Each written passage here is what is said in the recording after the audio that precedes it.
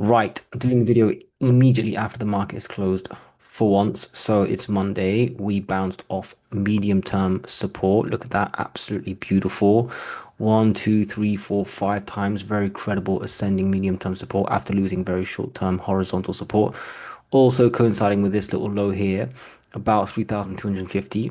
We bounced off it on Friday. That was nice to see. I bought on Friday, by the way. I bought gold, which I rarely do. I thought if gold drops, I'll buy more gold. If it drops, I'll buy more gold. If it drops more, I'll sell what I bought and buy miners. I'll get to miners because miners are actually outperforming, and I feel like they're 1 or 2 days away from new all-time 52-week highs. But gold's obviously a nice catalyst on the way up and on the way down. Miners, I'll get into that. Today, we bounced again, same area, double bottom, very nice, closed the high of day. Very nice. So gold's looking okay if we break out of this little descending. So today, I mean, tomorrow, if we have another kind of move up, we start closing above 3,350. For me, back up, we go and test 3,450. We got up $100. The dollar is going down. So you'd expect gold to be all the way up here, but actually, it's not. It's not. Gold's gone up with the dollar. It hasn't really gone down with the dollar. I mean, during the fear trade of Iran, but I don't think it really means too much. Dollar is medium and long term going down, even short term actually. Gold doesn't have to make new highs every day that the dollar drops. I think it's just fundamentally the dollar is going down. It's going to go to the low 90s and it's okay. I don't mind. I mean, gold's gone up so much, so it's just going sideways. I just feel like even if it breaks down, the miners don't care. It's like we're just making a statement that okay, you can be tired, you could even come down to 3,000, but as long as gold, and I don't think we're going there, right? Not yet, obviously, but even if we go to 3,000, the miners are sort of gonna make a statement like we need to be repriced. So I feel like as long as gold goes sideways, even sideways down, the miners will just go sideways. I can't say sideways up, but just outperform. So for me, it's healthy. The best case scenario is gold and silver go down, even though I bought gold. Got a lot more in miners. And miners go up, or they just don't go down as much. For me, it's really so today was a very nice day. Silver, stronger than gold. And look how many times we've hit this, right? This is obviously incredibly obvious. 35.5. Every time we hit it, we bounce same day and close way off the lows. Look at that. I mean, today, again, perfect, like perfect, right? Mathematically ideal. Closed almost near high of day. And I thought about this. How many days are we, like today, away from a new high? If you just go up tomorrow and have another sort of decent day, not even up 2%, just one and a bit, you basically just got one more day and you're at new 52-week highs. Gold. If you do the same thing, right? If you go up here, you need a few more. And you have another one something percent days. Like one, you still need a few, right? You need one, two.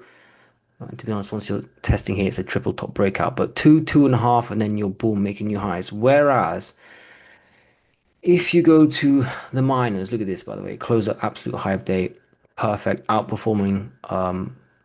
So what are we up today? We're up, right, pretty much 200%. How many days like this? One, and on the second one, you're at new highs, best close ever, 52 weeks, and so the miners are outperforming, and it just gets, I think it gets even better the more you go down the list. GDXJ, beautiful. Too many yellow squiggly lines. That obviously was your ascending what I bought on Friday. So today I didn't have to buy it. But same thing, like what are we up to? Like 2, 3%. Look at that. One, and then by the second one, you're already above. So not even 2 days like this, and you're already at new highs. What about Silja? You get another day like this. Here's your open, here's your close.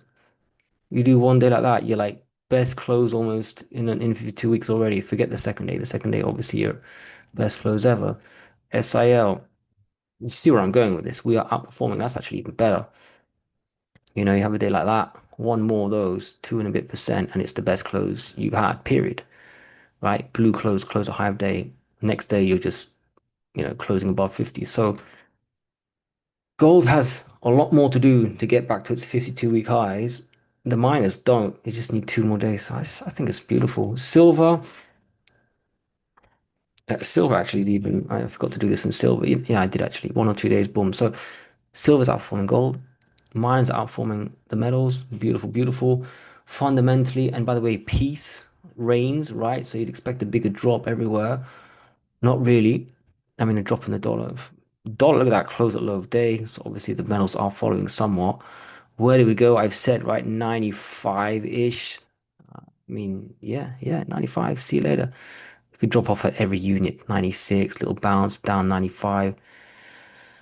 So you've got everything for gold, and we've just had peace. So for me, nothing has changed fundamentally, medium, long, and even short term, and stick to the miners. I bought gold, but it's more like a hedge. It's like I nibbled on some miners on Friday, but not too much. I thought, maybe with the tide has changed, maybe we're going to drop. I did actually think that on Friday. Everything changed today. I mean, not too much, but yeah, I mean, I bought on Friday little nibbles because I was just a bit cautious, and I also bought gold, thinking if we keep dropping, I'll give it some room. Then I'll just buy more gold, and if it really keeps dropping, sell the gold, buy the miners, even though I've got sidelines still. Anyway, let's check out the portfolio. I'm not going to look at rates, interest rates. It's okay. I think it's more the dollar this time. So Newmont, very nice. Yes, I bought the seniors. That was extra cautious of me on Friday. I was just nibbling the seniors. It's really defensive. Straight away, like the gap is closed, close a high of day. Another day like I'm not going to do this on all of them, but another day like today, and we've got a new 52-week high close on Newmont. Bam. I feel like Newmont just wants to trade in the 60s. It doesn't really matter what happens to gold. And I feel like it's leading the GDX. So Newmont, very good. It's been very good for a while, actually. It's a bit messy with the lines, but look at this descending break. We broke out of it, plus the horizontal. So I left them in for the retrace, worked perfectly. Next step. Well, I really think that the dollar will go down, gold will go up, it'll probably break out of that descending. The miners will be outperforming, and Newmont will have a better close, maybe even close near 60 tomorrow. I don't know. I'm still bullish. Next, Barrick Gold. It's okay. I thought I'd have some lines there, but okay, not as good as Newmont, but decent candle. Another 1 or 2 days like that, and we're back up. I'm just wondering how much we need to count on gold for this. Normally we should, but is the DXY enough to push the miners up, or do you need gold to make new highs? I'm not too sure, but you can't sell Barrick, right? I mean, zoom out. Think what we know about where gold is priced. Come on, Barrick's selling here. That's why I thought let's just keep buying on this drop. If it keeps cascading, just buy. I mean, in 2 years we're probably all the way up here. I mean, I've said that for a while, probably, but just can't sell Barrick there. So just a hold for me. I mean, I nibbled the top like 5 or 6, so Newmont, Barrick, Agnico, Pan America, Wheaton, and Franco-Nevada, top six. But I'm just holding otherwise. I'm just not going to sell them. Agnico, the best of the best, came down quite a bit. Of course, I'm going to enable that on Friday. Nice. Again, you need 1 or 2 days, and you probably got a best close in 52 weeks, so no problem there. Pan America, okay, it's a silver stock, but it's obviously got a lot of gold. I think 80% is gold. Venturing into the gap fill, I still bought it on Friday. That was a bit what I thought, not risky. It's still a tier one stock, but happy I did that. Bounce another 1 or 2 days like that, and you're at probably new 52-week highs, probably closing at 30, so no problem there. Wheaton, always a buy, a bit like Agnico, it's absolute best of the best. Easy. Honestly, tomorrow it could probably have an all-time high, yeah, all-time high close, so no problem there. Franco Nevada, right on the ascending. I just bought that on principle on Friday. No problem. Nice bounce. That's like following gold more than the others. That one needs a couple of days to go back up to 180. But no problem long term. That's just a win long term. No questions asked. Metalla, the other royalty. This one's a bit special. Obviously, I've hated it for a while, but to be honest, recently pretty good. This one more day like well, today was nothing special, but one more good day, and you probably are closing at, is that 52 weeks? I don't know, but you know what I mean? That's a great close, and you take out 410, and then it's extremely bullish, actually.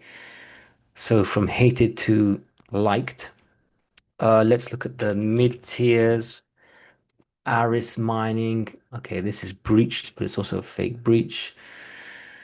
because it's too steep. Still good. Honestly, tomorrow a nice new move, and you're probably te closing at around 7. So just bullish continuation, new 52-week highs, definitely possible. I am gold. That one's a bit weaker than some of the others. That one needs maybe 1 or 2 good days before it closes above 780. Then it can run to 8, this 840 zone. So underperforming, but I think long term, no problem holding this. I probably need to clean up the chart a little bit, but I didn't buy that. I didn't buy any of the others. I just bought the top six, like I mentioned at the beginning. I know Equinox I bought, sorry, and that's it. The silver stocks I already had enough of. Yeah, Iron Gold I didn't buy, even though it came down a bit more. I think that one I was waiting for just further weakness because it hasn't been very strong, so it's probably going to be a little extra weak. But today I had a good day, actually, one of the strongest ones. Equinox, obviously, I bought. Now I remember, look how many times it's hit the ascending 1, 2, 3, 4, 5, coinciding with the horizontal. You just have to buy it, end of story, and it's already come down way too much. I don't care what the news is. This would probably make like a really good 15-minute descending breakout. Oof, we're almost there. We're kind of there. Tomorrow it does it. Look at that. Just disturbingly tight. So tomorrow, obviously, it's just breakout immediately. Next stop, $6. Plus it's psychological. Yeah, this one's just a squeeze, a coiled squeeze. This is very bullish. What is it called? Bullish pennant wedge, whatever. This is the bullish one. Breakout of the descending is what I call it. So, but super strong support, just like easiest call ever. Even if gold goes down, it's just you're excused buying that. B2 gold, that one's okay. 1, 2, and we're probably crossing the line. Nice and strong, plus zoom out, big stock, good dividend, just strong. Yes, it's, geographically not best jurisdiction, but that's all priced in anyway. SPSW is the platinum palladium multi-metal play. And we know palladium and platinum. Which one is it? Is it palladium? No, platinum, I think is the best. I think the other one's actually going to outperform it. God damn it, I'm diverging here. Platinum's the one that's had the squeeze. Yeah, but I feel like Palladium, even though I had a bad day, look at this squeeze potential here. You just take out this 1,250 and boom, you're going to go to the next level real fast. And then basically it's a copy paste of Platinum. So I'd actually be more bullish on Palladium. But anyway, whatever. SBSW goes up on both as well as gold and silver. So all good. That's had a great run, but I think it will continue. So next up, it's this 755 or whatever the high was there.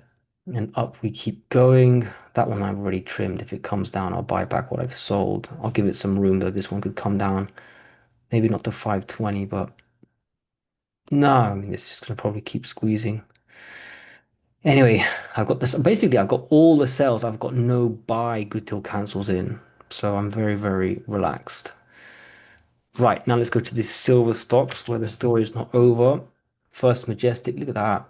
Look at that. One good day, and it's probably a 860 close, new 52-week high close.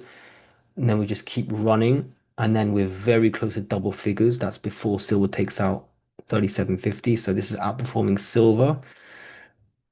Brilliant. The mine is outperforming the metals and silver outperforming gold. And you can see it in some of these cult stocks that I own. So First Majestic still good. Fortuna came all the way down. And what was it? Fortuna and not EXK, not CD. Heckler are the ones that came down the most.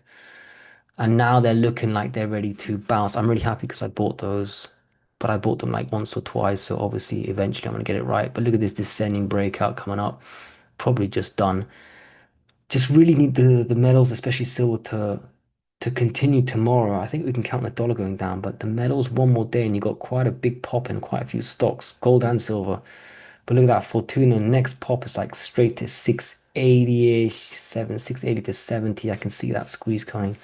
So First Majestic looks good because it's been strong and sort of consolidating at the highs. Fortuna, even though it's come down a lot, it looks maybe even better because it's come down so much. It looks great.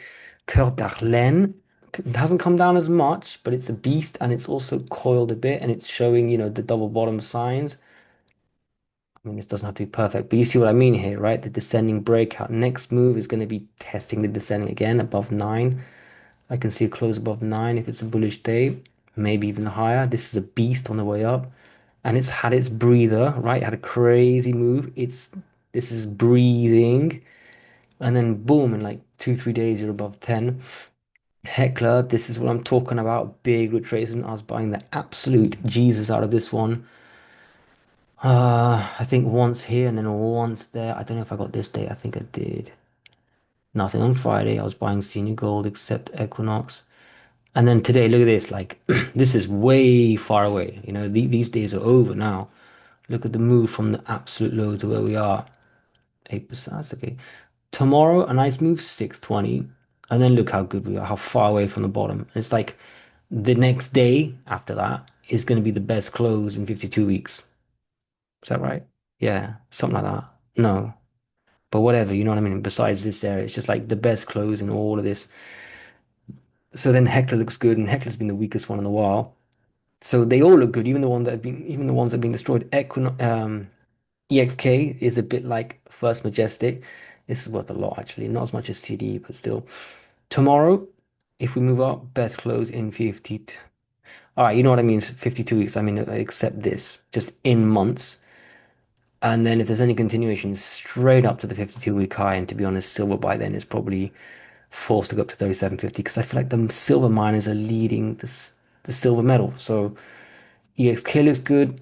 MAG looks good. Also, like First Majestic. So First Majestic, EXK, and MAG are all doing this same pattern. They're just hovering at their highs, waiting for that extra green light, and then off we go to new highs. Just very strong price action. Whereas the weaker ones, the Hecklers and the Fortuna, even though they come down a lot, they are probably going to move up more in percentage terms. And the CD is like in between both. It's come down, had a nice breather, but it's still hovering quite high. It hasn't come down that much, but this one moves it moves mountains when it moves. So I don't know. Friday I was looking at it thinking, shit, I should probably trim a little bit more now. But Monday comes, dollar's going down, and I just realized, wait, silver's outperforming gold, the miners are outperforming the metals. They're all pretty good. The weak ones look like they're going to make some strong moves. The seniors, I don't know. I can't complain. My portfolio is like one small up day away from new highs, which kind of represents, I think it outperforms still the mine. I don't know. Everything's cool. Everything's cool. So that's probably why I did a video right after the market close. Hope you guys are good too. And let's see what happens tomorrow. I think tomorrow's a big day. Fed something or some news like every day. But the wall's behind us, peace is here, so that's cool. That's behind. Always good to have peace, and we're still strong. So let's see what happens tomorrow. Good luck.